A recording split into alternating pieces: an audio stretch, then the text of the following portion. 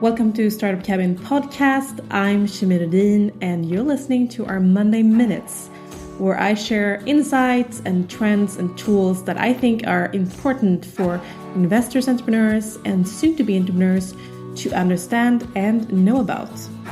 So today I want to talk about millennials and how to segment your users and future users and clients and customers, and how that impacts what you actually get out of your research and your conversations about struggles and opportunities with different generations.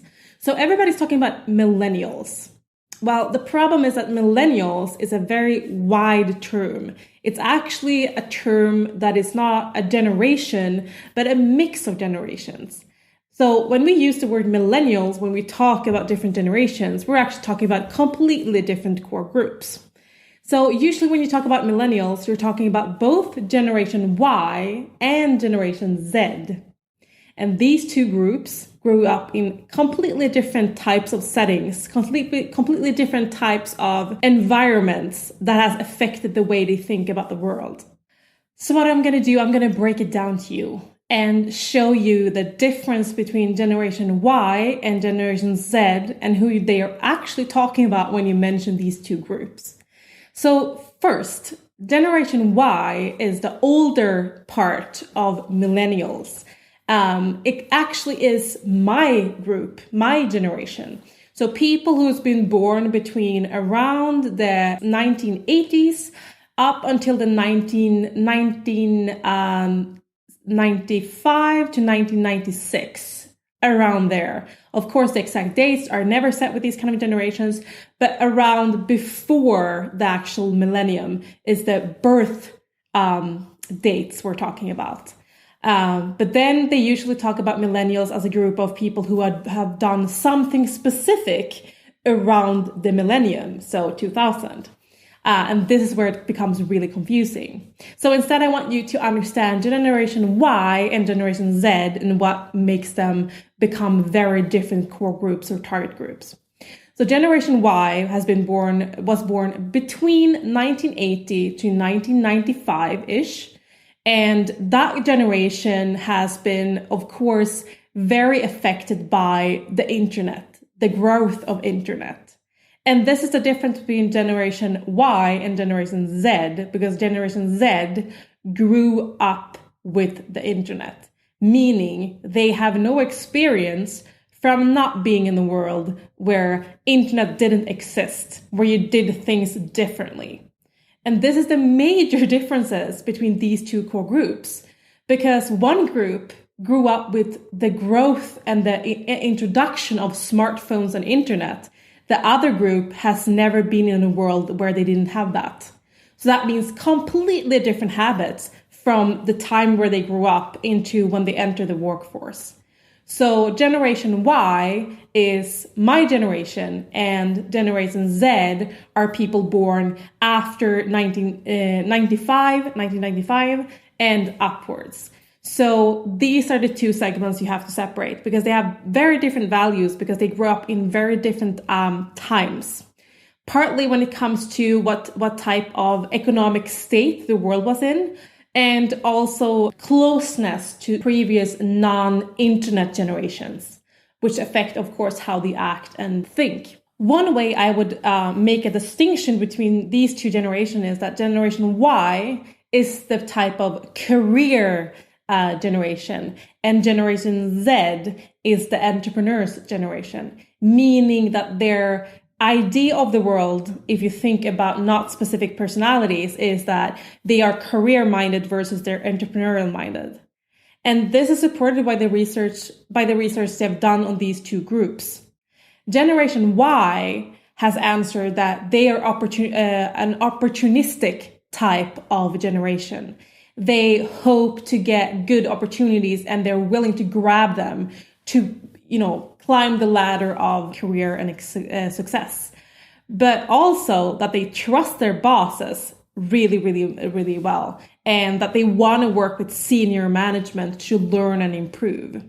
But this was also the generation that started with not feeling attached to their workplace. So most Generation Y has answered that they will stay with an employer for about 1 to 3 years. And that's more than 89% of them. That means that suddenly the generation from Generation Y from the 1980s to 1995 consider themselves to be changing jobs every 3 years. And that's 89% of them. That means almost everyone expects to have that kind of type of work. But Generation Z, they expect, 42% of them expect to be working for themselves.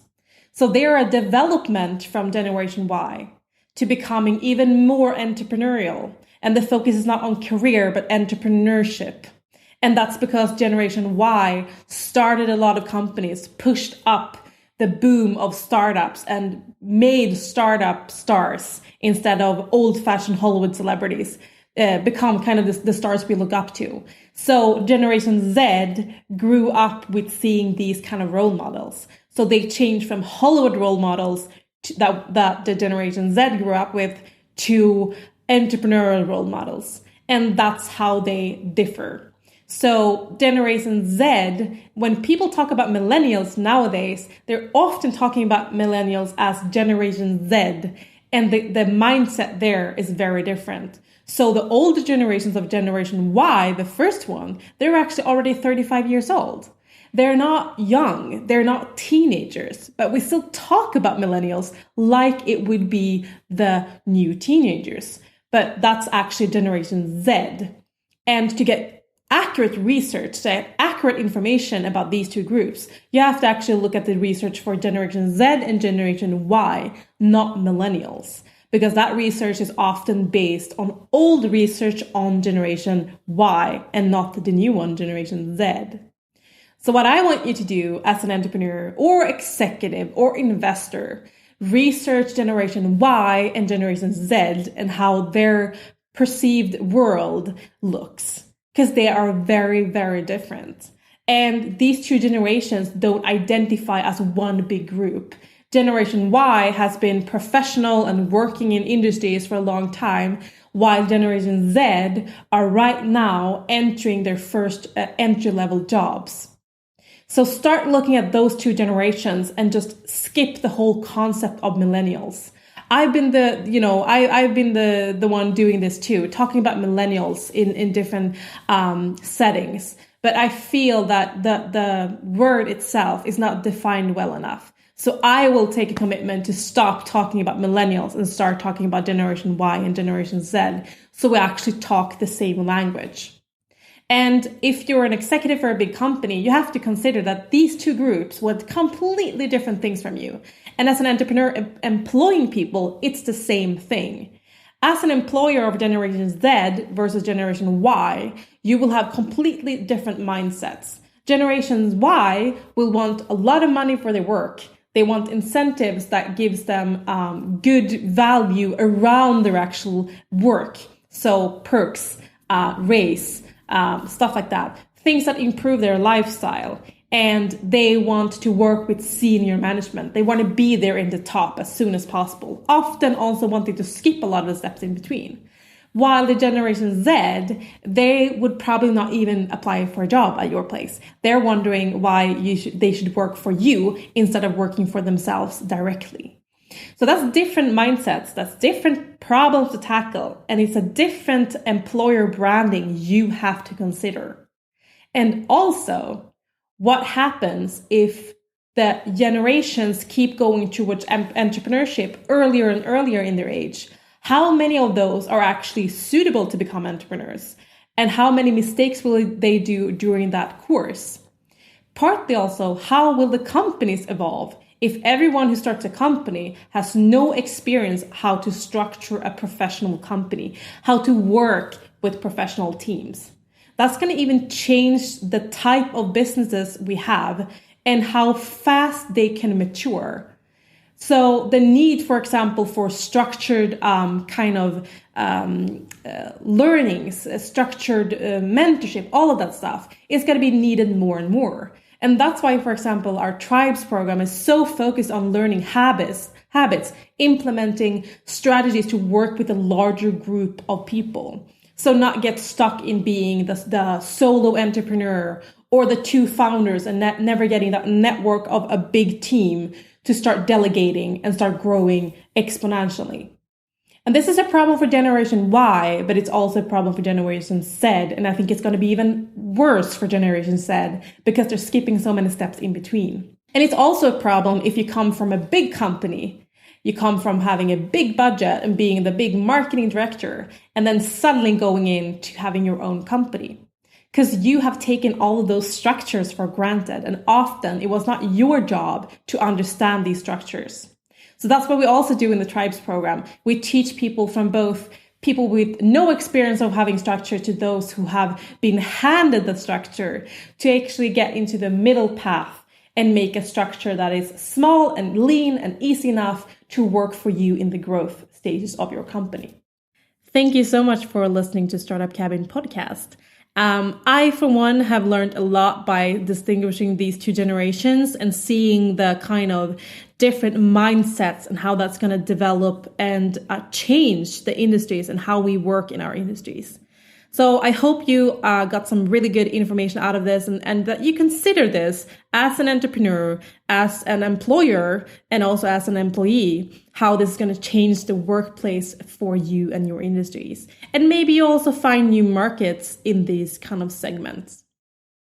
I'd love to hear your comments and feedback on this topic, how that has changed or will change your industry, your company, or you as a leader.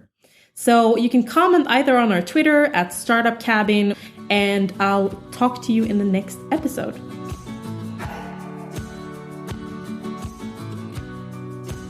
If you're a founder in the Stockholm, Sweden area, and you're ready to scale your business, refine your leadership style, and set yourself up to become a global entrepreneur, you should consider applying to Startup Cabin Tribes.